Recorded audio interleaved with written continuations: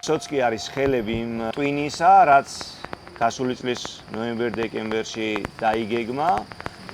პირველი დარტყმა იყო ბიჭების დაკავება. Როგორც დავჯექი საშიმშილოდ, მესამე დღეს დაიჭირეს მაგ 4 ადამიანი. ყავს 4 პატიმარი, რომელიც სრულიად უმიზეზოდ დააკავეს და იმედია და ვიმედოვნებთ, რომ ყველა გათავისუფლდება, რადგან არც ის დამნაშავე არ არის.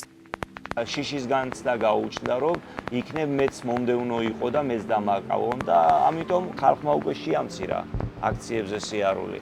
ნელ-ნელა არჩიეს, რომ სახლში დარჩენილიყვნენ და პრობლემები არ შექმნოდა. ზუსტად ის ადამიანები ჩამოგვაშორეს გვერდიდან და ბრძოლის ველიდან, ვინც ავანგარდში იყო ამ პროტესტის, იმის მიუხედავად, რომ მათ არ მიუღიათ იმ პროცესებში მონაწილეობა, რასაც ედავებიან.